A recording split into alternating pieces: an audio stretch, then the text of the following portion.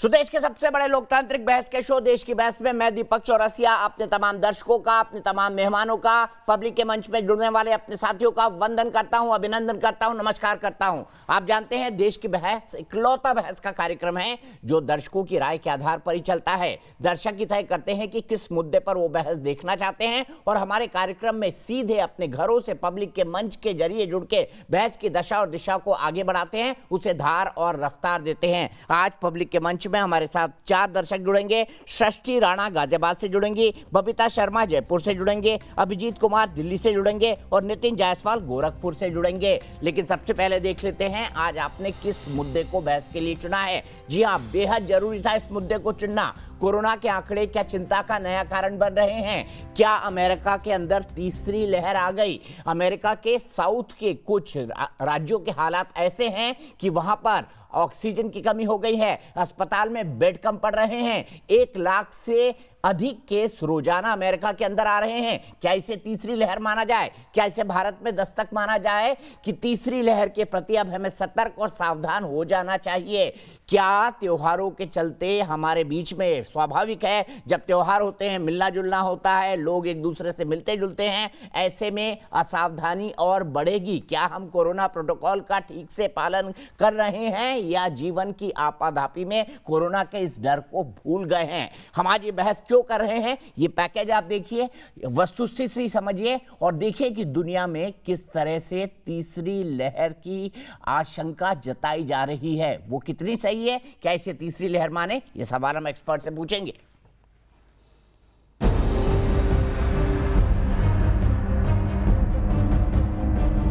भारत समेत पूरी दुनिया लगभग 1.5 साल से कोरोना वायरस से जमकर मुकाबला कर रही है। दुनिया के ज्यादातर देश जाती हुई दूसरी लहर और तीसरी लहर की दस्तक के बीच वैक्सीन ड्राइव चला रहे हैं ताकि इस महामारी का अंत हो सके। लेकिन अमेरिका में एक बार फिर कोरोना ने कोहराम मचा दिया है। यहाँ रोजाना औसतन 1 लाख से ज्यादा संक्रमित केस मिल रहे हैं, जबकि 1000 से ज्यादा लोग कोरोना की वजह से काल के गाल में समा रहे हैं। हालत यह है कि पिछले 2 महीनों में करीब 500% कोरोना मरीजों में बढ़ोतरी हुई है। United kingdom, Europe, middle east, south Africa, Bangladesh, Botswana, China, Mauritius, New Zealand और जिम्बाब्वे से आने वाले अंतर्राष्ट्रीय ट्रैवलर्स को भारत में आने के बाद हवाई अड्डे पर उन्हें फिर से RT-PCR टेस्ट कराने होंगे। दूसरी ओर देश के कुल नए कोरोना मामलों में 71% केरल से आ रहे हैं। पिछले 24 घंटों में केरल में 32,803 लोग कोरोना की चपेट में आए हैं। स्वास्थ्य मंत्रालय के अनुसार गुरुवार को बीते 24 घंटे में कोरोना के 47,092 नए मामले आए, जबकि 509 लोगों की मौत हो गई। पिछले 8 दिन में 8 बार 40,000 के पार आंकड़ा रहा है, जबकि 9 दिन में करीब 70,000 एक्टिव केस बढ़े हैं। त्योहारों की तैयारी में अपनी तैयारी, अपने आप को बचाने की तैयारी जरूर है और उसमें मास्क पहना, सोशल डिस्टेंसिंग करना, बाहर नहीं फालतू में आना, भीड़ नहीं करना, ये बहुत जरूरी है। इसके साथ साथ वैक्सीनेशन को अपनाना। हालांकि देश में दुनिया का सबसे बड़ा वैक्सीन ड्राइव चल रहा है। 1 सितंबर तक 66 करोड़ लोगों को कोरोना वैक्सीन की खुराक मिल चुकी है। रोजाना वैक्सीन लगने के नए कीर्तिमान बन रहे हैं। देश की बहस में चर्चा है कि अमेरिका में लगभग 8 महीने बाद कोरोना फिर चुनौती बन रहा है। कोरोना का नया वेरिएंट C.1.2 भी दुनिया में एंट्री ले चुका है। भारत में दुनिया का सबसे बड़ा, सबसे तेज वैक्सीन अभियान चल रहा है। सवाल है, क्या 2 लहरों के बाद कोरोना की तीसरी लहर दस्तक दे रही है? तो देश की बहस में हमारा आज का सवाल है, क्या कोरोना के बढ़ते मामले तीसरी लहर की आशंका पैदा कर रहे हैं? आप शो के दौरान यस और नो में अपनी राय दे सकते हैं। आप हमारी वेबसाइट पर जा सकते हैं, आप हमारे मोबाइल ऐप को डाउनलोड कर सकते हैं, आप हमारे ट्विटर हैंडल पर जा सकते हैं, आप हमारे फेसबुक पेज पर जा सकते हैं। कार्यक्रम के बारे में अगर आपकी कोई राय है, सुझाव है, आप शो में शामिल होना चाहते हैं तो हमें 9711002266 पर व्हाट्सएप करें। सीधे अपने बड़े पैन को इंट्रोड्यूस करता हूँ। मेरे साथ भारतीय जनता पार्टी की राष्ट्रीय प्रवक्ता संजू वर्मा जी जुड़ गई हैं, मेरे साथ कांग्रेस के राष्ट्रीय प्रवक्ता आलोक शर्मा जी जुड़ गए हैं, मेरे साथ थोड़ी ही देर में मेरे साथ जुड़ गए हैं डॉक्टर धीरज कौल जो कि सीनियर फिजिशियन हैं, न्यूयॉर्क से जुड़े हुए हैं, इसलिए क्योंकि अमेरिका में क्या तीसरी लहर आ गई है, ये सीधा सवाल उनसे होगा। धीरज कौल साहब, क्या अमेरिका में जो टेक्सास में देखने को मिल रहा है या बाकी इलाकों में देखने को मिल रहा है, ऑक्सीजन की कमी हो गई है, लोग कह रहे हैं कि भारत जैसे हालात वहां पर हो गए हैं, आप मुझे बताइए क्या ये तीसरी लहर है अमेरिका में कोरोना की?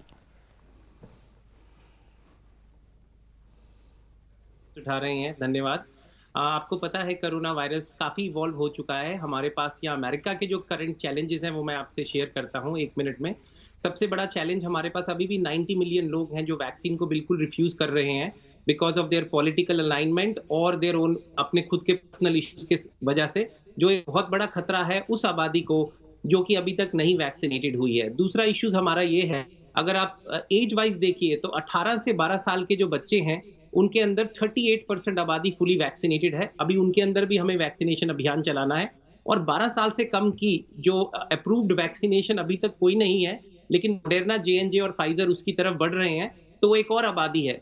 तीसरा इशू हमारे साथ ये आ रहा है कि जो डेल्टा वेरिएंट है वो तकरीबन इवन फाइजर के अंदर जो हम इनिशियली एफिकेसी देख रहे थे 95%, अब वो घटकर 84% हो चुकी है। इसका मतलब है 16% ऐसी भी आबादी के लोग हैं जिनको दोबारा इन्फेक्शन होगा। लकीली जिन भी लोगों को दोबारा इन्फेक्शन होगा वो आईसीयू नहीं पहुंचेंगे लेकिन हॉस्पिटलाइज हो सकते हैं। और कहीं ना कहीं एक बड़ी आबादी ऐसी है जो इन्फेक्टेड होकर दूसरे को दे सकती है।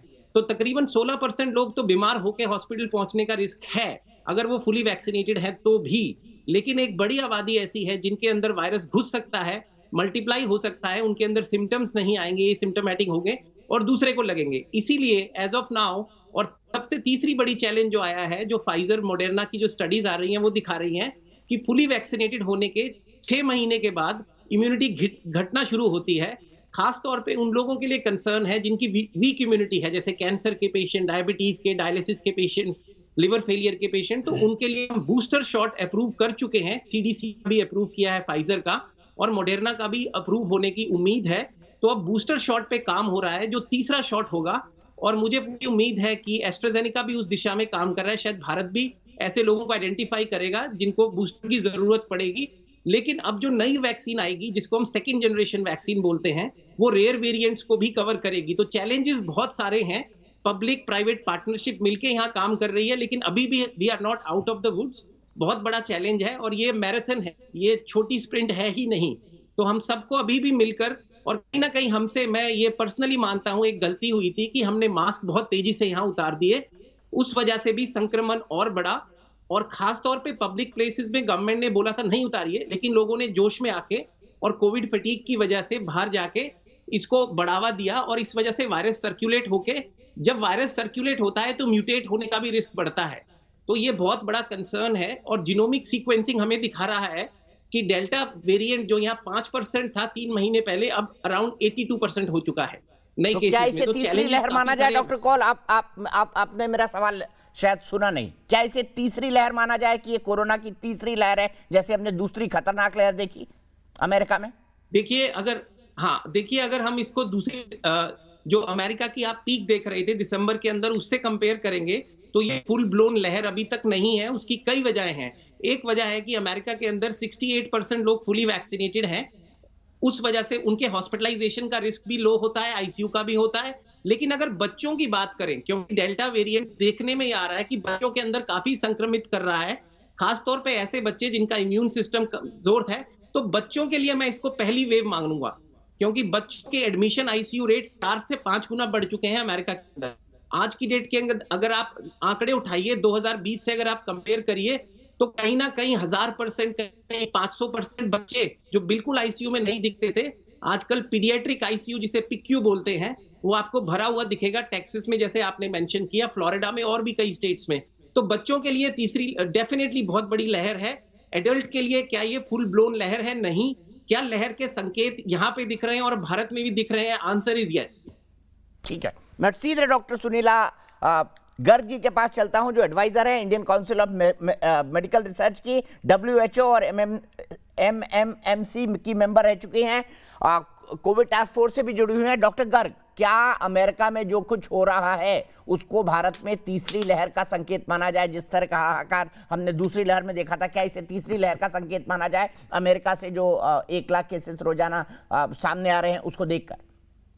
देखिए, अभी मैं ऐसे नहीं कहूंगी कि इसको भारत का संकेत माना जाना चाहिए, बल्कि मैं कहूंगी कि अगर हम इंडिया की हालत देखें तो हम एंडेमिसिटी की तरफ, यानी कि लो डिजीज लोड की तरफ हम प्रोसीड कर रहे हैं। क्योंकि कल भी हम लगभग इस हफ्ते में देख रहे हैं हमारे 34,000 से लेके 42,000 तक के केसेस आए हैं, और उसमें से एक स्टेट ऐसा है, राज्य ऐसा है, जैसे केरल राज्य की अगर हम बात करें तो वहां पे लगभग 71% के करीब केसेस आए। और हम पिछले दिनों में देखें कि केरला में ही खाली जो बेसिकली ज्यादातर केसेस आ रहे हैं। अगर हम उसके साथ में अगर कर्नाटका, आंध्र प्रदेश वगैरह साउथ के राज्य को अगर मिला दें तो लगभग 80% केस वहीं से आ रहे हैं।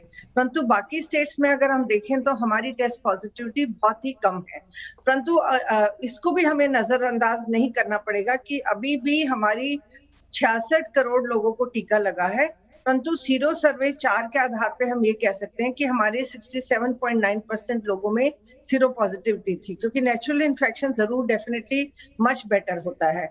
और परंतु आज भी हमारे लिए जो पॉजिटिविटी जिन राज्यों में थोड़ी ज्यादा है, उनको मैं कहूंगी कि नॉर्थ ईस्ट के भी कुछ राज्य ऐसे हैं जो कि मणिपुर, मेघालय, मिजोरम और सिक्किम, इनमें भी पॉजिटिविटी थोड़ी ज्यादा है। परंतु नंबर ऑफ केसेस अगर हम देखें तो हमारे लगभग सेम ही है। अगर पिछले सप्ताह से हम कंपेयर करें तो केवल केरल एक ऐसा राज्य है जहां पे पिछले ओणम से लेके इस ओणम तक भी नंबर ऑफ केसेस ज्यादा है। कारण ये है कि आई थिंक कहीं ना कहीं एडमिनिस्ट्रेशन को ये परसीव करना पड़ेगा कि ये सीरियस इशू है, नंबर 1।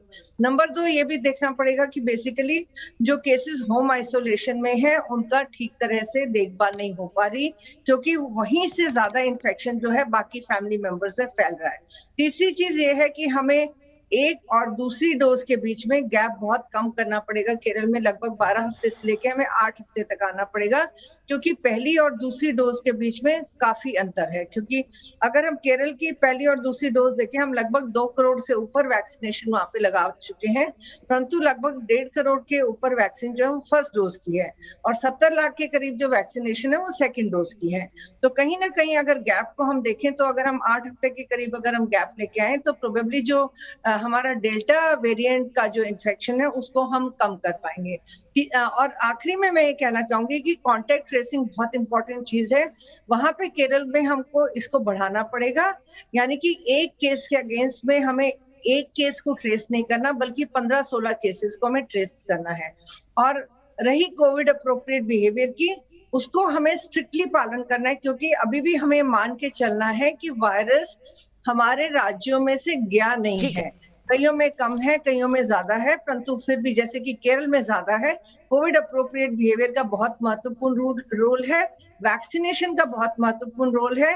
जेंडर इश्यूज को अगर हम देखें तो अभी भी महिलाओं और पुरुषों में 3 करोड़ से ज्यादा का अंतर है, तो इसको भी हमें एड्रेस करना पड़ेगा। ठीक है, मैं सीधे आलोक शर्मा जी के पास चलता हूं। आलोक शर्मा जी, वैक्सीनेशन की रफ्तार 1 करोड़ प्रतिदिन पहुंच गई है, अब आप संतुष्ट हैं वैक्सीनेशन की रफ्तार से, और सरकार के प्रयासों पर क्या कहेंगे अभी तक?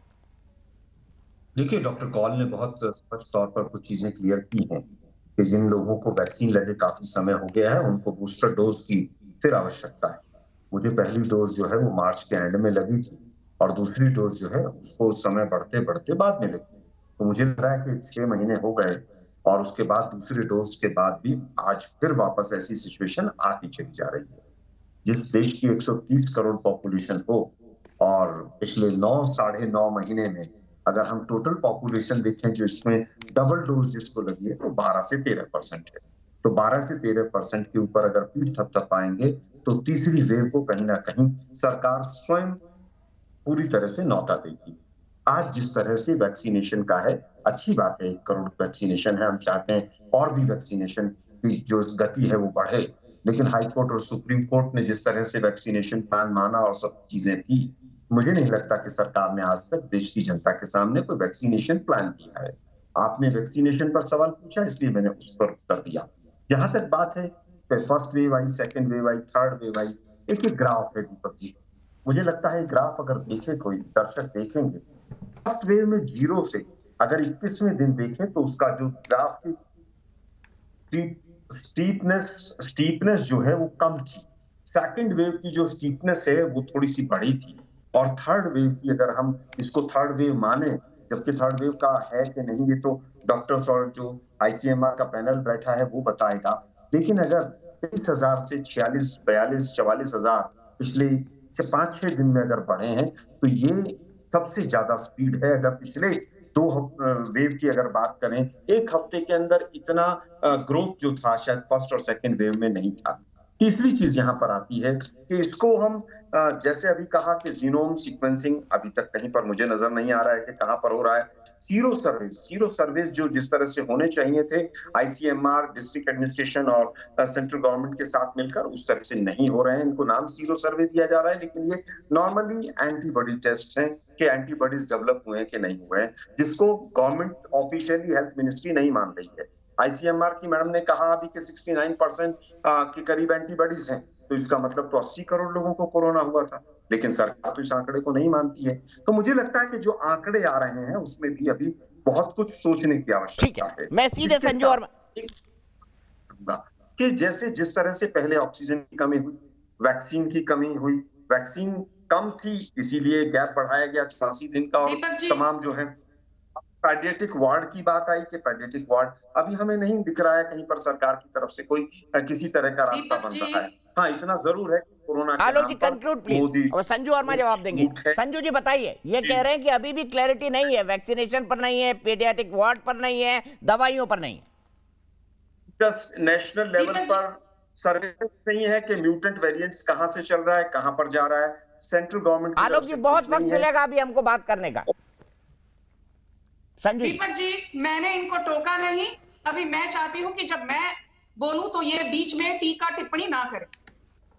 बात तो मैं जो दोनों डॉक्टर बैठे हैं यहाँ पर पैनल पर, मैं उनको धन्यवाद बोलना चाहती हूँ, क्योंकि मेडिकल फ्रेटर्निटी के कोऑपरेशन के बिना जो हमने एक माइलस्टोन अचीव किया है, हमने लगभग 66 करोड़ से ज्यादा लोगों को 66 करोड़ से ज्यादा वैक्सीनेशन डोजेस एडमिनिस्टर हुई हैं, जिसका मतलब ये है कि भारत की 54% जो एडल्ट पॉपुलेशन है, 54% उनको एटलीस्ट पहला डोज लग चुका है।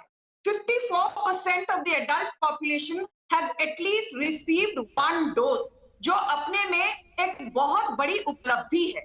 दूसरी बात, मैं आलोक शर्मा जी का आंकड़ा सही करना चाहती हूं। उन्होंने कहा कि फुल्ली वैक्सीनेटेड जो एडल्ट पॉपुलेशन है वो सिर्फ 12 से 13% है।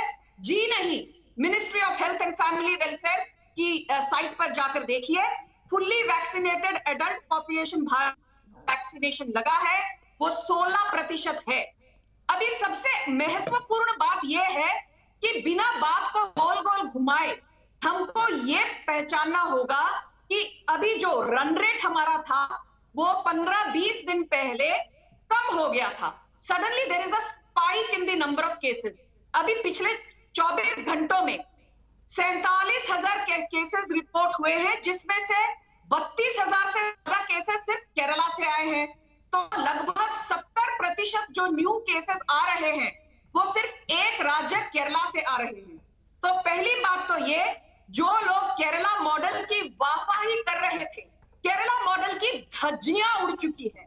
और मुझे दुख होता है, राजनीति तो एक तरफ कि वहां के जो मुख्यमंत्री हैं पिनरई विजयन, उन्होंने पूरी दुनिया को इसके लिए दोषी ठहरा दिया, बट अपने खुद की जो नाकामयाबी है, प्रशासनिक जो एडमिनिस्ट्रेटिव फेलियर है, उसके बारे में उनके मुंह से चूं तक नहीं निकला।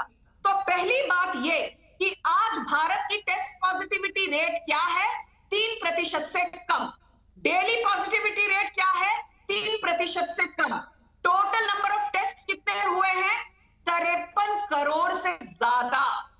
और पिछले 2 दिनों में हमने 2.25 करोड़ लोगों को वैक्सीनेट किया है। 2.25 करोड़ लोगों को सिर्फ पिछले 2 दिनों में।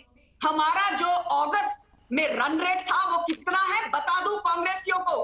अगस्त का run rate on an average था 59 लाख डोजेस पर डे से ज्यादा, और सिर्फ अगस्त में दीपक जी हमने 18 करोड़ वैक्सीन डोजेस एडमिनिस्टर करवाई है। जो एक बहुत बड़ा माइलस्टोन है। जो लोग यहाँ पर आकर भाषण देना चाहते हैं, मैं उनको याद दिला दूं, जब कोरोना की सेकेंड वेव आई थी, अस्पताल डीआरडीओ में बेड्स, रेलवे कोचेस को बेड में कन्वर्ट करना, ये किसने किया? मोदी सरकार ने। ऑक्सीजन सिलेंडर किसने उपलब्ध करवाए राज्यों को? मोदी सरकार ने।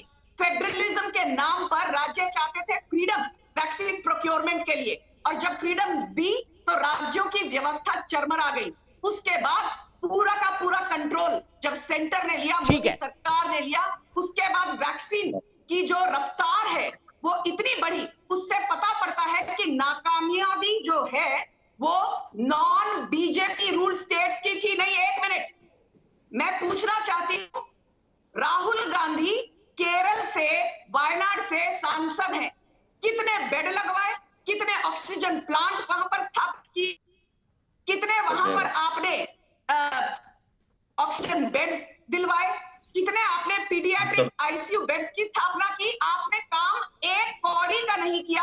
आपने पंजाब में वैक्सीन प्रॉफिटियरिंग करने की कोशिश की। आपके छत्तीसगढ़ के मुख्यमंत्री भूपेश बघेल तो 3 महीने पहले कहते थे कोवैक्सीन मैं नहीं लगाऊंगा। वहां अखिलेश यादव कहते थे ये तो बीजेपी की वैक्सीन है। ठीक है, सब चीजें एक साथ नहीं संजू वर्मा जी। आलोक जी जवाब देंगे, आलोक जी जवाब देंगे, क्योंकि राहुल गांधी का मसला आया है और राहुल गांधी की बात सुनकर आलोक शर्मा जी मुस्कुरा रहे थे। क्यों मुस्कुरा रहे थे पूछूंगा, लेकिन शशि राणा गाजियाबाद से मेरी एक दर्शक, शशि सबसे पहले आपसे जानना चाहूंगा, क्या आप सेफ एंड साउंड हैं? क्या कोविड एप्रोप्रिएट बिहेवियर का पालन कर रही हैं आप? Yes sir.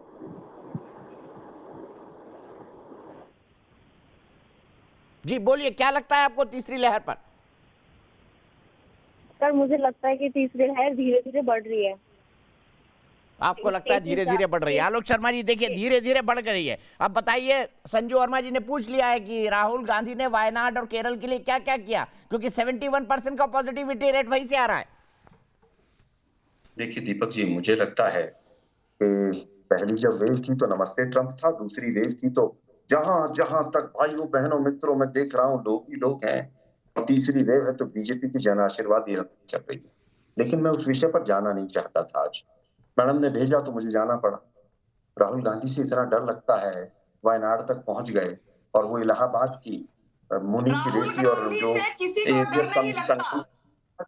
नेता के नेतृत्व के तहत आप लोग 40 से ज्यादा चुनाव हारे हो, उस नेता से किसको डर लगेगा? और दूसरी बात, पंजाब की जनसंख्या है 3 करोड़ और 16,000 से ज्यादा लोगों की मौत हो चुकी है। गुजरात की जनसंख्या है 6.5 ना ना संजू वर्मा जी बोलने दीजिए, आपके बीच में एक शब्द नहीं बोला उन्होंने। आपको पॉलिटिकल डिबेट करानी है दीजिए ना, आप दोनों 9 बजे हट जाएंगे, राहुल भार्गव जी के पास भी जाना है, प्लीज बीच में मत बोलिए। आलोक जी, ट्विटर पर मोदी सरकार की मुझे लगता है के अलावा राहुल गांधी ने कौन सा प्रोडक्टिव काम किया है? एक मैं चुप रहूंगा भाई दीपक जी। राहुल गांधी की एक उपलब्धि दीपक जी मैं चुप रहता हूँ। अच्छा आप बोलने देंगी तभी बताएंगे ना वो, संजू वर्मा जी आप बोलने देंगी तभी बताएंगे। देने के अलावा कांग्रेस के प्रवक्ताओं को कुछ पता नहीं है।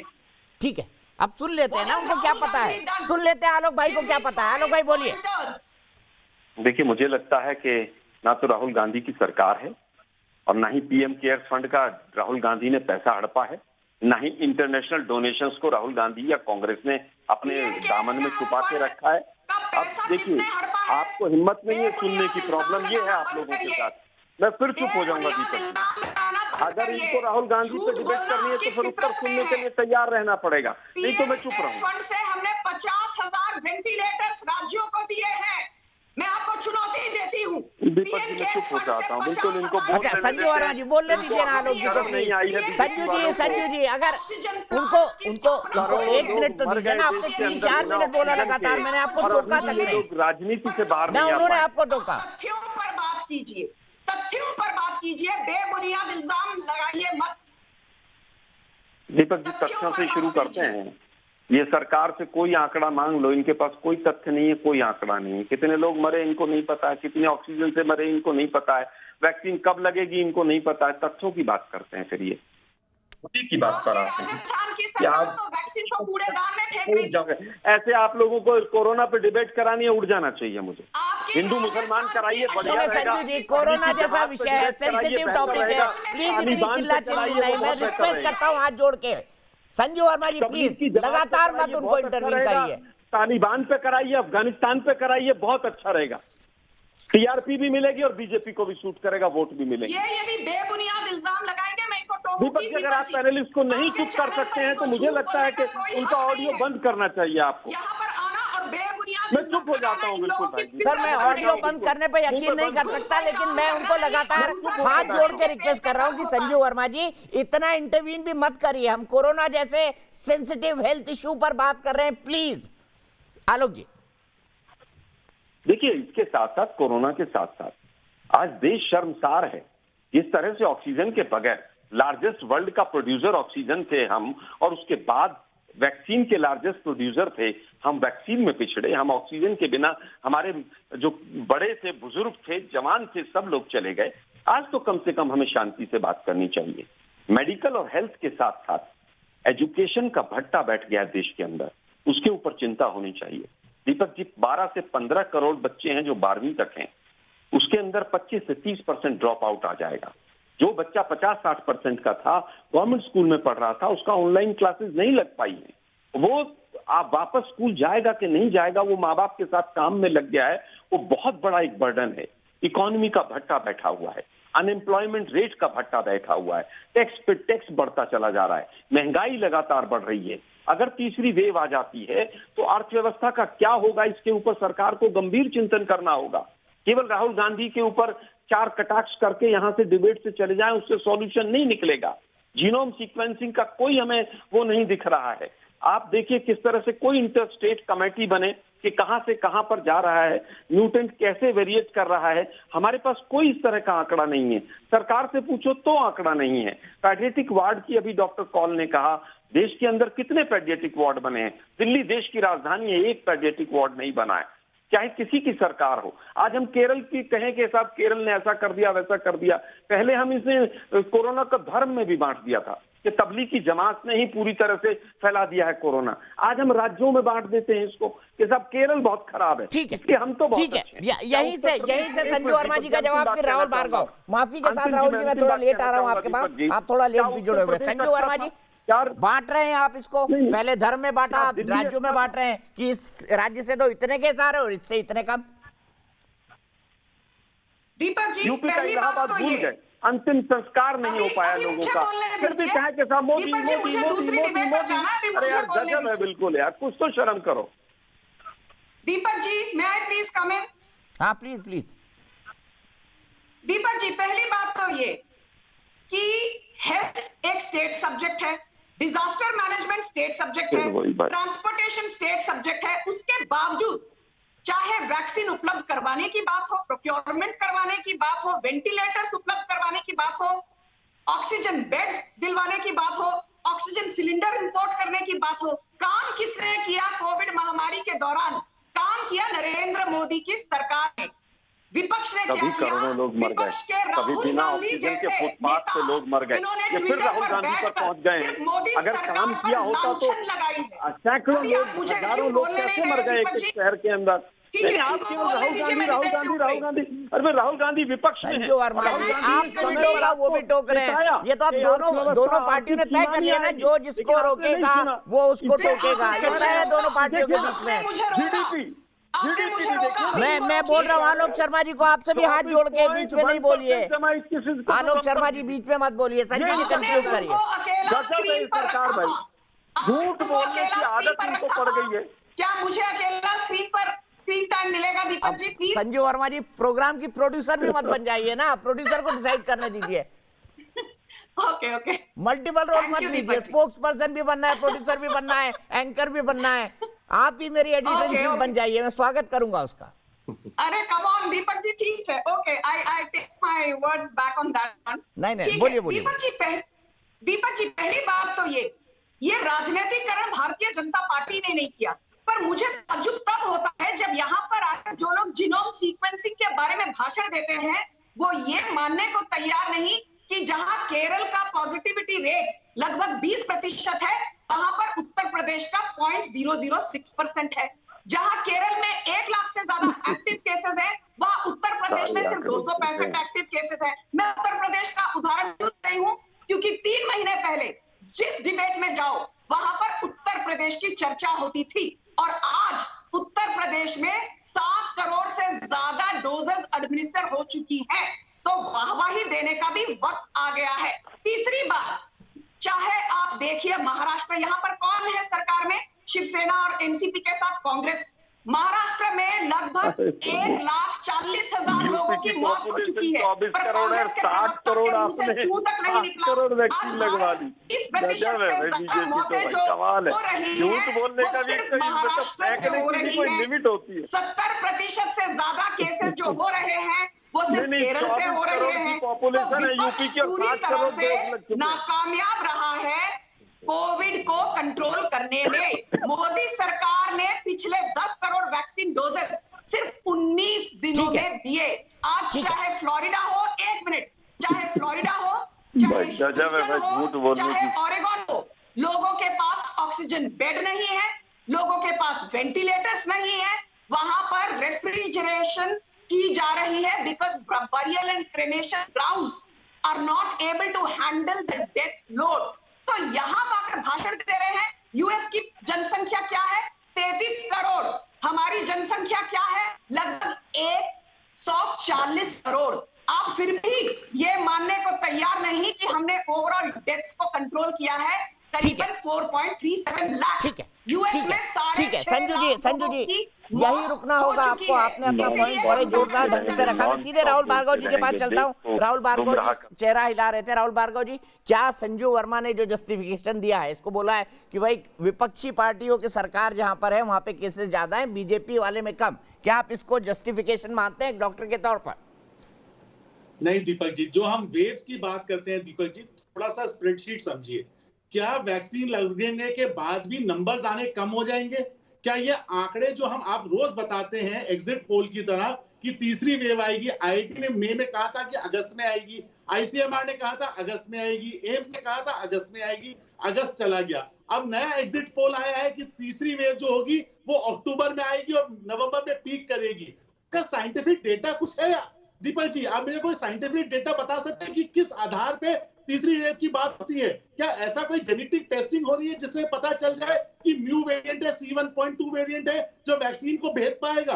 तीसरी इंपॉर्टेंट चीज जो हम बात करते हैं, दिल्ली, उत्तर प्रदेश और नॉर्थ इंडिया की हम बात करते हैं, अप्रैल और मई के महीने में एक पीक आई डेल्टा वेरिएंट की। एक आप स्टडी देखें आईसीएमआर की, 80% जो सैंपल्स थे दिल्ली, एनसीआर और उत्तर प्रदेश से, वो डेल्टा वायरस से ग्रसित थे, ना कि कोई और वेरिएंट से। इसलिए एक पीक आई, 70% लोगों को सीरो सर्वेलेंस डेटा में पॉजिटिव पाया गया। इसके बाद पीक एकदम से नीचे चली गई।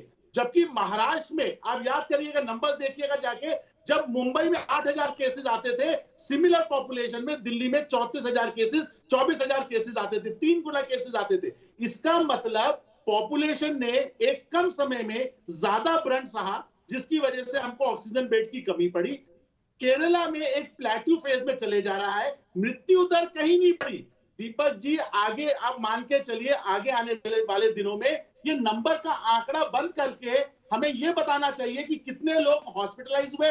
लास्ट दिल्ली में 20 दिन में कोई मृत्यु नहीं हुई, सिर्फ 34 केस आए। गुरुग्राम में कोई मृत्यु नहीं हुई। ये क्यों नहीं हुई? क्योंकि हम ऑलरेडी डेल्टा वेरिएंट से ग्रसित हो चुके हैं। डॉक्टर कौन से पूछे, अमेरिका में क्यों लोग ग्रसित हो रहे हैं? डेल्टा वेरिएंट से ग्रसित हो रहे हैं। यूके में कौन से वेरिएंट से हो रहे हैं? डेल्टा वेरिएंट से हो रहे हैं। तो तीसरी वेव की जब हम बात करते हैं दिल्ली एनसीआर में, आप मुझे बताइए कौन सा साइंटिफिक तथ्य है जो ये बोलता है कि तीसरी वेव आएगी? अरे आंकड़े आएंगे, नंबर आएंगे, पर आपको हॉस्पिटलाइजेशन और आपकी मृत्यु दर ऑल टाइम लो रहेगी, ये समझना आवश्यक है। हम बार बार इसी बात में लड़े जाते, third wave, third wave, third wave.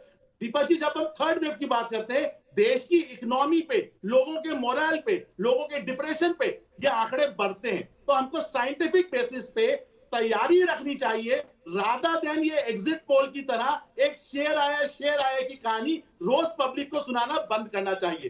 दूसरी चीज, हर स्टेट का अपना अपना वेरिएंट है। केरला में डेल्टा वेरिएंट नहीं है, स्लोली चलता जा रहा है।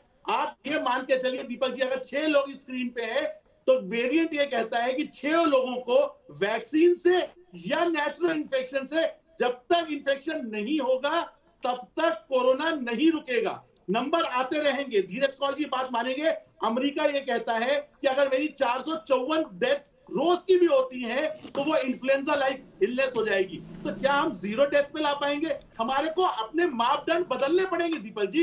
रोज आंकड़े 45,000 47,000 लोगों को डराना बंद करके हमें जेनेटिक टेस्टिंग को बढ़ाना चाहिए, उसके टर्नअराउंड टाइम को कम करना चाहिए। एयरपोर्ट से जो लोग आ रहे हैं जेनेटिक टेस्टिंग को 4-5 दिन में लाके, ताकि हम कंटेन कर पाए। आप याद करिएगा जनवरी में वेरिएंट कहां से आया था? वो यूके से आया था, क्योंकि यूके के हम लोगों को टेस्ट नहीं कर पाए थे। अब जाने का डेटा उठा के देख लीजिए, 28 लोग आपके वेरिएंट ठीक है डॉक्टर भार्गव, उत्तर प्रदेश चले गए थे। तो ठीक है, मैं ये आप ही के सवाल को डॉक्टर सुनीला गर्ग के पास ले जाता हूं, फिर एनके सर के पास चलूंगा कि भाई अमेरिका में जो कवरेज हो रहा है और भारत में जो कवरेज हो रहा है उसमें इतना जमीन आसमान का अंतर क्यों? उसमें चारों ओर आलोक जी भी कवर करेंगे, पर बात करेंगे, क्योंकि वो भी एक बहुत बड़ा इशू बना था। डॉक्टर गर्ग, आप एग्री करती हैं? बड़ा क्विक कमेंट चाहूंगा आप दोनों से, छोटा छोटा, धीरज कॉल से और डॉक्टर सुनीला जी से। सुनीला जी, एग्री करती हैं आप राहुल जी के साथ?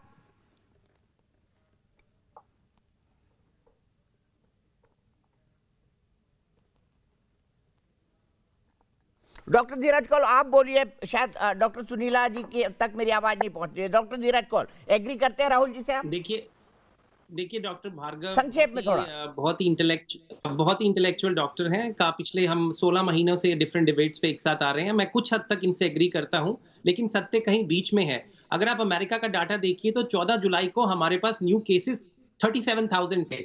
आज की डेट के अंदर वो एक्सपोनेंशियली बढ़ के 1,84,000 हो चुके हैं। अगर आप डेली डेथ्स की बात करिए, जो 372 14 जुलाई को थी, आज वो 1,480, 5 गुना बढ़ चुकी हैं। हमारे पास वेव के इनिशिएशन नंबर्स हैं।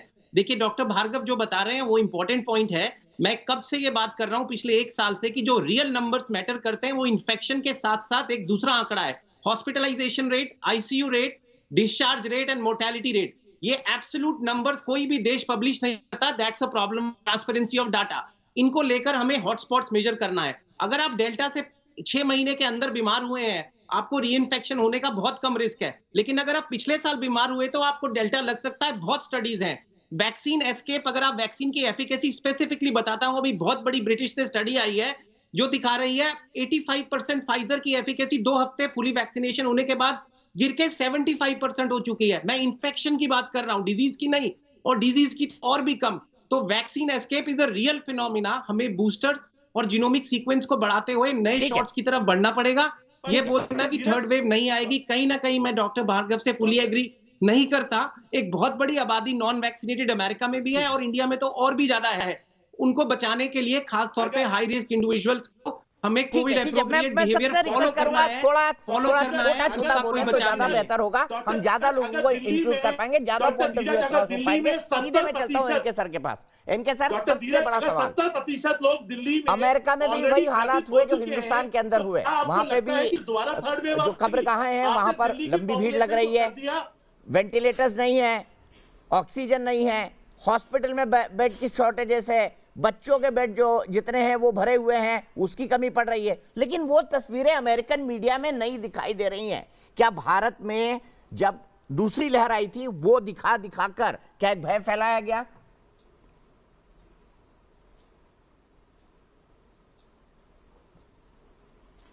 देखिए, एक चीज है कि अमेरिका में स्टेट रेस्पॉन्सेस बहुत स्ट्रांग होते हैं। वहां के स्टेट इंस्टीट्यूशन, स्टेट एपरेटस जो है, उनका रेस्पॉन्स ऑटोमेटिक होता है। उसमें बहुत कुछ मेहनत करते हैं, क्योंकि हेल्थ सेक्टर में उनका खर्च भी काफी है, हमारे यहाँ हेल्थ सेक्टर में। तो ऐसे में अगर मीडिया दिखाता है तो हम उसको बहुत गलत नहीं कहेंगे कि मीडिया ने सरकार के खिलाफ कोई कैंपेन छेड़ा है। ये सरकार को जगाने का एक तरीका है। उसी तरह जैसे कि मान लीजिए थर्ड वेव के बारे में एक ऑब्जर्वेशन है। सच बात तो ये है कि किसी को नहीं मालूम है कि वेरिएंट और म्यूटेशन का नेचर क्या होगा। डेल्टा के बाद सिग्मा आएगा, अल्फा, बीटा, गामा, डेल्टा, ये सारे आ चुके हैं। अब नए म्यूटेशंस आएंगे, डबल म्यूटेशंस होंगे। लिहाजा ये अभी असेसमेंट नहीं है। लेकिन मान लीजिए कि सरकार कह रही है कि भाई कॉशियस रहिए, थर्ड वेव आएगा, तो इसमें गलत कहां है? इसको सतर्कता ही तो है ना। एक ऐसे समाज में जिसमें आदतन लोग लिबरल हो जाते हैं और मास्क वास्क लगाना छोड़ देते हैं, घूमना फिरना शुरू कर देते हैं, इसमें अगर एक कॉशनरी टोन है। देखिए, आपको याद होगा इसी सरकार की लानत पलानत हमने की थी, आपने की थी, सबने की थी, जब सेकेंड वेव आया और सरकार कुछ हद तक ऑफ गार्ड मिली, खास करके वैक्सीनेशन को लेके, तो हम सबने बुराई की थी। तो आज अगर सरकार और तमाम जो ICMR है या तमाम इदारे जो हैं, अगर वो कह रहे हैं कि भाई 1 महीने बाद 2 महीने बाद आ सकता है, तो मुझे लगता है इसमें कोई ऐतराज करने की चीज है। हमें सतर्क रहना चाहिए। वजह क्या है, अगर C1.2 आ रहा है, मान लीजिए कि एक साउथ अफ्रीकन उसमें आया है सीक्वेंसिंग में C1.2 और वो 7 कंट्रीज में फैल गया है, तो अगर हम सतर्क रहते हैं, क्योंकि तब ये देखना पड़ेगा कि क्या ये हमारा वैक्सीन को न्यूट्रलाइज कर ले रहा है, वैक्सीन हमारी इनफेक्टिव हो जा रही है, और अगर है तो रेस्पॉन्स इसका कैसा है, इससे रेस्पॉन्स न्यूट्रलाइज हो जाता है। तो मुझे लगता है कि ये दीपक ये शेयर आया की कहानी कब तक चलेगी? तो लीजिए, बताइए, साइंटिफिक डेटा दिखाइए ना। डॉक्टर है, कम से कम पॉलिटिशियन नहीं है। अरे साइंटिफिक डेटा दिखा दीजिए। पॉलिटिशियन नहीं है, कम से कम बीच में बोलना बंद करिए। आप डॉक्टर है, साइंस थोड़ी चलती है, कोई साइंस थोड़ी जज्बातों में चलती है, होता। साइंस दिखाइए ना। बिल्कुल सही कह रहे हैं भाई, कोई डाटा नहीं होता। जिन्होंने टेस्टिंग दिखा दीजिए। आप जिसमें बोलते हैं कि तीसरी वेरिएंट आएगा, तीसरी वेव आएगी, लोगों में डिप्रेशन का रेट 30% क्या है? आप देखिए तो सही। आपको बोलने का टाइम मिलेगा। अरे भाई, आप कोई नेता है क्या कि आप जो बीच में बोल रहे हैं? आप चुप रहिए, बोल लेने दिए, उसके बाद बोल लीजिए। हम तो डेटा मांग रहे हैं, साइंटिफिक डेटा। पढ़े लिखे लगते हैं। तो दीपक, इसमें सीधी सी बात है कि कोई डाटा नहीं होता, लेकिन प्रोजेक्शंस होते हैं, मैथमेटिकल प्रोजेक्शंस होते हैं। बिल्कुल कोई डाटा नहीं होता यार, इसके लिए कोई डाटा नहीं होता, लेकिन स्टेट को कॉशन रहना पड़ता है, वरना हर बार ये कहा जाएगा कि देखो सरकार ने बताया नहीं। इसमें कौन सी गलती है? डाटा दीजिए। आपको कुछ सरकार मालूम है वायरोलॉजी का? डॉक्टर्स वायरोलॉजी नहीं जानते, अल्फाबेट भी नहीं जानते। आपको कुछ सर में तो पता नहीं है, इसलिए डाटा मांग रहे हैं। किस बात का डाटा है? म्यूटेशन का डाटा होता है क्या? म्यूटेशन कैसे है, कैसे डाटा मिलेगा? आप बताइए। आपने जिंदगी में कभी देखा डाटा? म्यूटेशन का डाटा? अच्छा, मैं दोनों के आर्गुमेंट में नहीं जाता हूँ। रुक जाइए। मैं इसको बैटल ग्राउंड नहीं बनाना चाहता, क्योंकि मैं कोरोना जैसे सेंसिटिव मामले पर डिबेट कर रहा हूँ। बबीता शर्मा जयपुर से मेरी एक दर्शक जुड़ गई हैं। बबीता जी, क्या कहेंगी तीसरी लहर के बारे में? आप सावधानी बरत रही हैं? बिल्कुल सावधानी बरत रहे, और सावधानी बरतनी भी चाहिए। कि ये कह रहे हैं कि अभी सर बोल रहे थे कि कब तक आएगा, एक डाटा दीजिए। ऐसे थोड़ी ना होता, बीमारी है, कब आएगी कब नहीं आएगी क्या पता। सावधानी इसमें बरतनी जरूरी है, सावधानी बरतनी चाहिए। और कोविड के नियमों का पालन करते रहेंगे तो बीमारी नहीं फैलेगी। यही है, अच्छा है, सब प्रिकॉशन ले। तो इसका मतलब ये थोड़ी ना है कि पहले कह रहे थे अगस्त में आएगी, फिर कह रहे हैं अब अक्टूबर में आएगी, व्हाटएवर जब भी आएगी। लेकिन कोविड के नियमों का पालन करते हुए, सावधानी बरतते हुए हमें एक अच्छे नागरिक होने का परिचय देना चाहिए हर एक को। यही बहुत शुक्रिया बबीता जी, बहुत समझदारी की बात आपने की। मैं सीधे यहाँ से चलता हूँ आलोक शर्मा जी के पास, और फिर चारू प्रज्ञा से चाहूंगा कि वो ध्यान से उनकी बात सुने और काउंटर करें। आलोक शर्मा जी, दूसरी लहर में जिस तरह की तस्वीरें दिखाई गई, शमशानों की छत पर कि देखिए लाइन लगी हुई है यहाँ पर, और फिर गंगा जी की लाशें, और सोशल मीडिया पर ज्यादातर, और कई पॉलिटिकल पार्टीज इसके पीछे थी, आप भी जानते हैं। कांग्रेस पार्टी ने भी कई इस तरह के इमेजेस ट्वीट किए और बताए भी। मैं आपसे जानना चाहता हूं, अमेरिका में भी यही हालत है, लेकिन देखिए वहां पर इस तरह की हाहाकार नहीं मची है। क्या वहां पर पॉलिटिकल पार्टीज की बेटर अंडरस्टैंडिंग है? देखिए, मुझे लगता है कि अमेरिका क्या कर रहा है उस बात से मुझे बहुत संपर्क। अगर पाकिस्तान में 500 रुपए किलो टमाटर बिक रहा है तो मुझे कोई मतलब नहीं है उस बात से। अफगानिस्तान में अगर तालिबान आ रहा है तो मुझे उससे कोरोना में कोई लेना देना नहीं है। सुशांत सिंह राजपूत शायद बहुत से मीडिया चैनल्स ने चलाया होगा, शायद सेकंड वेव से पहले 2 महीने तो हम रिया चक्रवर्ती के पुड़िया ही ढूंढते रह गए थे। ये सच्चाई है। एनके सिंह साहब की बात से मैं सहमत हूँ कि अगर हिंदुस्तान का मीडिया कहीं पर दिखाता है कि कमी है, तो मीडिया चौथा स्तंभ है, मीडिया का काम है, और मीडिया को दिखाना चाहिए। किसी की भी सरकार हो, चाहे कांग्रेस हो, बीजेपी हो, चाहे कोई भी सरकार हो।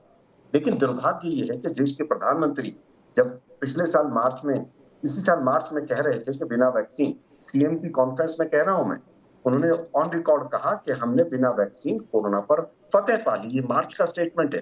फरवरी बीजेपी की राष्ट्रीय कार्यकारिणी, उसमें प्रस्ताव पास हुआ कि कोरोना को हमने जीत लिया है। आज अगर डॉक्टर साहब कह रहे हैं, मैं एनके सिंह साहब की बात से मैक्सिमम टाइम सहमत रहता हूं, बहुत वरिष्ठ पत्रकार हैं, लेकिन मैं उनकी आज की एक बात से, छोटी सी बात से सहमत नहीं हूं कि हेल्थ मिनिस्टर को अगर बदलना पड़ा आपको तो कहां पर दिक्कत रही? साइंटिफिक डाटा होना चाहिए। ये पहली वेव नहीं है। पहली वेव में हम एक्सक्यूज दे सकते हैं कि साहब कोरोना था, हमें पता नहीं था। सेकंड वेव भी आई, थर्ड वेव भी आई, हमारे पास जीनोम टेस्टिंग का रिकॉर्ड भी होना चाहिए, रिसर्च भी होनी चाहिए, डाटा भी होनी चाहिए। लेकिन दुर्भाग्य है, सुप्रीम कोर्ट में एफिडेविट में सरकार कहती है हमारे पास कोई डाटा नहीं है किसी तरह का। अभी जो हमारी बीजेपी की प्रवक्ता पहले बैठी थी, वो कह रही थी कि 66 करोड़ हमने वैक्सीन लगा दी है उत्तर प्रदेश के अंदर। अरे भाई 24 करोड़ पॉपुलेशन है, 66 करोड़ लगा दी तो क्या मृतक लोगों को लगा दिया आपने? और वो भी आंकड़े आ रहे हैं। ऑक्सीजन के बगैर क्या फुटपाथ पर लोगों को हमने मरते नहीं देखा? वैक्सीन की कमी रही क्या? ये सच्चाई नहीं। सच्चाई को स्वीकार करना पड़ेगा दीपक जी। आज ये तो हेल्थ सब्जेक्ट है, तो फिर ये वो जो डिजास्टर मैनेजमेंट एक्ट लगाया था वो क्यों लगाया था आप लोगों ने? आज गुजरात के अंदर मलेरिया और चिकनगुनिया सर उठा रहा है। यूपी के अंदर पिछले एक हफ्ते के अंदर सैकड़ों बच्चे मर गए, उस बुखार का नहीं पता है। दिल्ली के अंदर भयंकर, दिल्ली, नोएडा, गाजियाबाद भयंकर वायरल फैला हुआ है। दूसरी तरफ अगर कोरोना भी अगर तीसरी वेव आती है तो सरकार को तो बहुत सचेत होना पड़ेगा। एक इंटर मिनिस्ट्रियल कोई कमेटी मुझे नजर नहीं आ रही है कि लेबर माइग्रेशन होगा तो क्या होगा। अभी तक इंटर स्टेट कोई डॉक्टर्स की कमेटी नजर नहीं आ रही है। अगर कोई एयरपोर्ट पर आ रहा है, मैं पिछले 10 दिन में 3 बार फ्लाई कर चुका हूँ, इंटरनेशनल फ्लाइट्स भी धीरे धीरे शुरू हो रही है। क्या सरकार का काम नहीं है कि डाटा इकट्ठा किया जाए? जवाब ले लेते हैं चारों से। है क्या उसके ऊपर नहीं करना चाहिए? दूसरी वेव में 1500 डॉक्टर हिंदुस्तान ने खोए एमबीबीएस, ये मेडिकल काउंसिल ऑफ इंडिया का डाटा है। किसी देश ने इतने नहीं खोए। पैरामेडिकल 10,000 से ज्यादा लोग हमने खो दिए। एक 200-300 डॉक्टर्स वहां पर पूरी तरह से शहीद हो गए एक तरह से काम करते हुए। लेकिन हम अभी भी वही काम कर रहे हैं कि साहब राहुल गांधी कुछ नहीं किया और केरल ने कुछ नहीं किया और अमेरिका में मर रहे हैं और पाकिस्तान में 500 रुपए किलो टमाटर बिक रहा है। हम इसी में उलझे हुए हैं अभी। ठीक है, चारू से जवाब लेता हूं। चारू, उनका कहना है कि जो सेकंड वेव में सरकार ने आलोचना की थी कि देखिए गलत तस्वीरें दिखाई गई, बाकी जगह नहीं दिखाया जाता। आज अमेरिका में वो तस्वीरें नहीं दिखाई जा रही हैं। उस पर सवाल ये उठा कि फिर भारत में उसी अमेरिकी मीडिया का डबल स्टैंडर्ड क्यों? आप कैसे देखती हैं इसको? आलोक शर्मा कह रहे हैं मीडिया ने जो दूसरी लहर में किया बिल्कुल ठीक किया। दीपक जी देखिए, इस बात को मैं पहले से कहती आई हूँ, मीडिया का काम सच्चाई दिखाना जरूर है लेकिन पैनिक फैलाना नहीं है। मीडिया का काम जो ऑलरेडी डरी हुई हमारी जनता है, जो मेंटल हेल्थ की सारी परेशानियों से जूझती हुई हमारी जनता है, उनकी परेशानियां बढ़ाना नहीं है। हाँ, आप सच्चाई रिपोर्ट करिए, लेकिन आप सच्चाई रिपोर्ट करने के साथ इतना संयम बरतिए कि जो लोग घर के अंदर हैं, जो अकेले हैं, जो फंसे हुए हैं, जिनका मानसिक संतुलन ऑलरेडी हिला हुआ है, वो और ना बिगड़ जाए। और इस मामले में मुझे लगता है वेस्टर्न मीडिया ने हमको दिखाया है कि एक बैलेंस तरीके से भी आप रिपोर्टिंग कर सकते हैं। अनफॉर्चुनेटली लेकिन एक बहुत बड़ा तबका है मीडिया का जो चाहता है कि Indian management system, Indian citizens, Indian leadership डगमगाए। और हमारे देश में भी उस मीडिया के तबके के जो लोग हैं, उन्होंने जिस तरीके से खबर दिखाई, मैं मानती हूं कि वो ठीक से नहीं दिखाई। जो इंसान ऑलरेडी घर में है, जिसके परिवार वाले बीमार हैं, अस्पताल में है, वो नहीं देखना चाहता चिताएं जल रही हैं दिन रात। वो ये सुनना चाहता है कि वो अगर संभाल के अपने आप को रखेगा, अपने परिवार का ख्याल रखेगा, मास्क पहनेगा, 2 गज दूरी रखेगा, तो कोरोना से लड़ सकता है। देखिए, सच्चाई ये है कि विश्व भर में कोरोना आया है, सिर्फ हमारे देश में नहीं आया। और आप किसी भी देश को कितना भी डेवलप मानते हैं, उसका मेडिसिन, उसकी हॉस्पिटल्स, उसका हेल्थ केयर सिस्टम कितना भी डेवलप्ड एंड एडवांस मानते हैं, उन देशों ने भी जूझ के ही सामना किया है कोरोना का। कोई ऐसा देश नहीं है दुनिया में। राहुल भारद्वाज हाथ उठा रहे हैं, डॉक्टर धीरज कौल बात उठा रहे हैं, आपकी बात पर कुछ कहना चाहते हैं? दोनों से शुरू करूंगा ब्रेक के बाद। तो देश के बहस में आपका एक बार फिर स्वागत है। हम बात कर रहे हैं अमेरिका में जिस तरीके से कोरोना के मामले साउथ अमेरिका में एकाएक बढ़े हैं। 1,84,000 मामले रोजाना आ रहे हैं। क्या ये तीसरी लहर का संकेत है? लेकिन जानकारों का इस पर मिलीजुली राय है। उनका कहना है सावधानी और सतर्कता बरसे, लेकिन तीसरी लहर शेर आया जैसी कहानी मत सुनाएं। हम भी यही कहते हैं। सीधे चलते हैं अपने पैनल के पास। मेरे साथ चारू प्रज्ञा जुड़ी हुई हैं, मेरे साथ एनके सिंह साहब जुड़े हुए हैं, मेरे साथ कांग्रेस से आलोक शर्मा हैं, मेरे साथ डॉक्टर सुनील, माफ कीजिएगा आप नहीं है, डॉक्टर राहुल भार्गव हैं, डायरेक्टर और हेड हैं फोर्टिस के, डॉक्टर धीरज कौल है, सीनियर फिजिशियन है, न्यूयॉर्क से जुड़े हुए हैं। चारू प्रज्ञा बीजेपी की है, मैंने बताया आपको। और सबसे पहले चलता हूं अपने दर्शक अभिजीत कुमार के पास, दिल्ली। अभिजीत, क्या कहेंगे? क्या आप सावधानियां बरत रहे हैं? जी, सावधानियां तो हम बरत रहे हैं, लेकिन हम आमजन जो है वो सावधानियां नहीं बरत रहे हैं। जबकि पहली और दूसरी, पहला तो नहीं किसी को जानकारी था कि कैसा होगा, क्या होगा, लेकिन दूसरे वेव से तो हम सारे लोग परिचित हैं। लेकिन उसके बाद भी हम आमजन, आज मॉल खुला है, लेकिन बहुत सारे लोग मास्क नहीं पहन रहे हैं, डिस्टेंस जो सोशल डिस्टेंसिंग होना चाहिए वो नहीं पालन कर रहे हैं। सरकार ठीक है, सरकार की तरह से बहुत सारा ऐड दिया गया, सारा कुछ किया गया, लेकिन आज के समय में थर्ड वेव हम जान रहे हैं, सारे विदेश में सारी जगह आ रहा है, तब पर भी हम सतर्क नहीं है। ये हमारी सबसे बड़ी खामियां है जो शायद थर्ड वेव हो। बड़ी बात आपने कही और मैं आपकी बात से इंटायरली एग्री करता हूं कि हमें सावधानी बरतनी नहीं छोड़नी चाहिए। सीधे चलता हूं सबसे पहले धीरज कौल के पास, फिर राहुल भार्गव के पास। धीरज कौल साहब, मैं आपसे जानना चाहता हूं, मुझे बताइए वेस्टर्न मीडिया ने जिस तरह से दूसरी लहर में भारत को पेंट किया, और जब अमेरिका की उन्हीं खबरों पर अब बिल्कुल गुपचुप बरती जा रही है, कोई क्रिटिसाइज नहीं कर रहा, कोई कुछ कह नहीं रहा, आप कैसे देखते हैं इसको? डेफिनेटली ये तो मैं इसमें कोई संकोच के बगैर बोलूंगा, वेस्टर्न मीडिया डेवलपिंग नेशंस की तरफ एक डिफरेंट डेफिनेटली एक बायस रखता है, इसमें कोई दो राय नहीं है, हमको सब पता है। लेकिन जैसे डॉक्टर भार्गव भी पहले रेस कर रहे थे, एक बहुत थिन लाइन होती है पैनिक और अवेयरनेस के अंदर। भारत के अंदर बहुत बड़े चैलेंजेस हैं, लेवल ऑफ एजुकेशन कम है, और हमारा यूथ जो 65% है, सॉरी 35 से कम 60% लोग हैं, ज्यादातर यूथ केयरलेसनेस एग्जिबिट करते हैं, और वो खुद भी बीमार होते हैं और दूसरों को भी देते हैं। तो मीडिया का बहुत इंपॉर्टेंट रोल है अवेयरनेस स्प्रेड करने में, जो मुझे लगता है उन्होंने बखूबी किया। लेकिन कहीं जगह बिल्कुल सही पॉइंट आउट डॉक्टर भार्गव कर रहे थे, और भी लोग पैनिक की तरफ ज्यादा बढ़ाया गया, जिससे डिप्रेशन, एंजाइटी, सुसाइड्स और ये सब बढ़ता है। तो हमें कहीं ना कहीं कोरोना के साथ जीना सीखना है, ये की वर्ड है। हमें इकोनॉमी भी खोलनी है, नॉन ऑर्गेनाइज सेक्टर को, लेबर को काम भी चाहिए, उनको खाना है। तो कोविड एप्रोप्रिएट बिहेवियर करते हुए हम कैसे सोसाइटी को खोलें, that is the holy grail. वही वहां पे इंटेलेक्ट लगता है, वहां पे डॉक्टर भार्गव जैसे अच्छे, और मैं पब्लिक हेल्थ में बोलता हूं, मेडिकल हेल्थ एडमिनिस्ट्रेशन में हूं, तो मुझे हम लोग यहाँ से एक थिंक टैंक पूल इंडिया में भी बहुत बड़ा है, और वो डेफिनेटली रिकमेंडेशंस दे सकते हैं। और इंडिया का जो हेल्थ केयर एडमिनिस्ट्रेशन का पूरा आर्किटेक्चरल स्ट्रक्चर है, वो कहीं ना कहीं सिविल सर्वेंट्स की जगह मुझे लगता है professional MPH MBA in health care type के लोगों को थोड़ा ज्यादा उसमें इन्वॉल्व करके, जो ग्राउंड से जुड़े हुए लोग हैं, जो मरीजों को देखते हैं। और मोदी सरकार मुझे लग रहा है इसमें काम कर रही है, और भी सरकारों ने किया होगा। और ये बहुत बड़ा चैलेंज है, हमें इसके साथ जीना है। आप दुकान बंद करके, रोजगार बंद करके घर बैठ के छुप नहीं सकते, पर अवेयरनेस होना चाहिए, क्या वेरिएंट आ रहा है, उससे कैसे बचें पॉजिटिवली, और अपने माइंड को पॉजिटिव रखें, अच्छा आहार खाएं, वैक्सीनेशन करें, और कोविड एप्रोप्रिएट बिहेवियर के साथ ही बाहर जाएं, वरना खुद भी बीमार होंगे और सोसाइटी को बीमार करेंगे, और हेल्थ केयर सिस्टम क्रैश हो जाएगा। ठीक है, थर्ड राहुल भार्गव जी है इसमें कोई राहुल भार्गव जी, दूसरी लहर के दौरान जो तस्वीरें हमको टेलीविजन में देखने को मिली, सोशल मीडिया में देखने को मिली, धीरज कौल ने कहा कि वेस्टर्न मीडिया का हमेशा एक बायस्ड तरीका जो है वो डेवलपिंग कंट्रीज को देखने को रहा है। क्या आप भी ऐसा मानते हैं, और क्या आप उन तस्वीरों को उचित मानते थे as a doctor? Deepak ji बिल्कुल सही है। जिस प्रकार की वेव और जिस प्रकार का सैलाब अप्रैल और मई में आया, उसके हम कारणों में ना जाए तो कोई भी देश होता है विश्व में तो वो ढह जाता। जिस प्रकार से हमने अपने आप को समेटा है और 7 मई के बाद आगे बढ़े हैं, वो एक कमेंडेबल बात है। और धीरज जी पिछले 16 महीने से हर चैनल पे पॉजिटिव तरीके से देश को गाइड करते आए हैं। जो अमेरिका में पॉजिटिव चीजें हुई हैं वो बताते आए हैं, और हर तबके ने, दीपक जी, हर तबके ने, वो मीडिया हो, भले मीडिया ने एक लेवल तक लोगों को अवेयर कराया, शायद उसी की वजह से जितने लोग आज मास्क पहन रहे हैं वो पुराना दर्द पहन के समझ के मास्क पहन रहे हैं। अब जरूरत है मीडिया को सही करेक्ट डायरेक्शन में देश को दोबारा से धकेलने की, जिसमें साइंटिफिक डेटा होना जरूरी है, जीनोमिक टेस्टिंग का सुदृढ़ करना, और समय सीमित में आके 10 दिन के अंदर में डेटा लाना जरूरी है।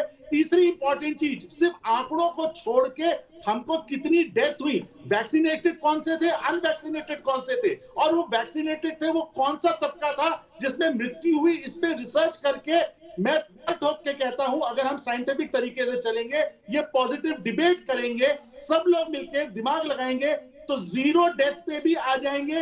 वो भी लक्ष्य खत्म नहीं हुआ।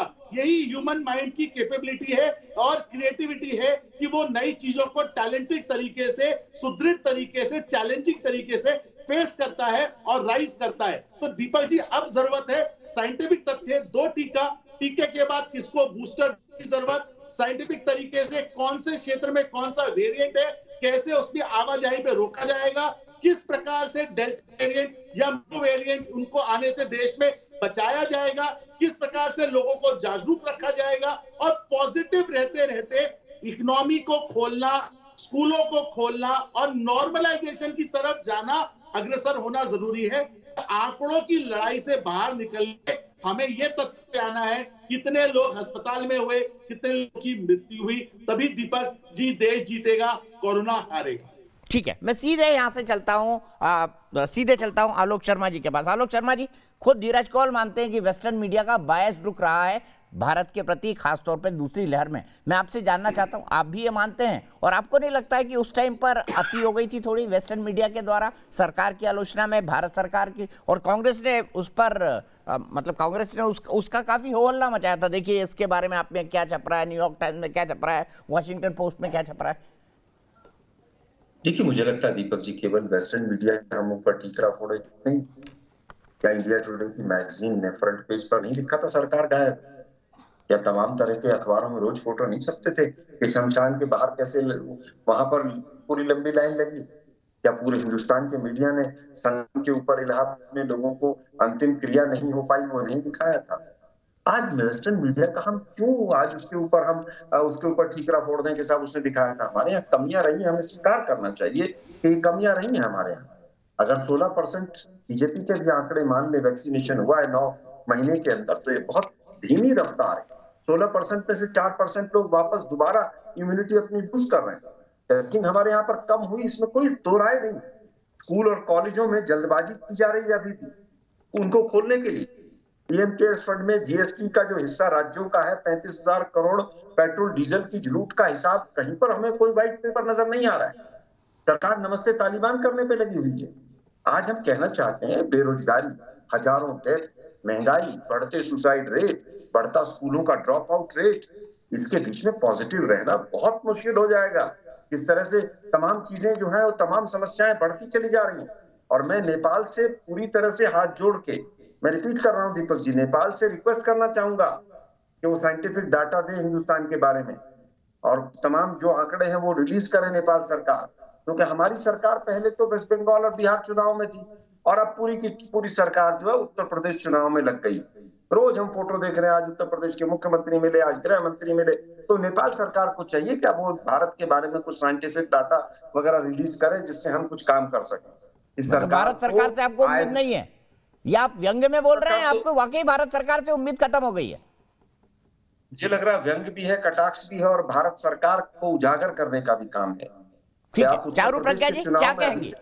चारू प्रज्ञा जी कह रहे हैं कि नेपाल सरकार को कुछ करना चाहिए, भारत सरकार तो कुछ करती नहीं है, मोदी सरकार कुछ करती नहीं है, ये कहना है आलोक शर्मा जी। दीपक जी 75 साल की आजादी के बाद डेमोक्रेसी बहुत वाइब्रेंट है, उसे विदेशी मीडिया की बैसाखी नहीं चाहिए।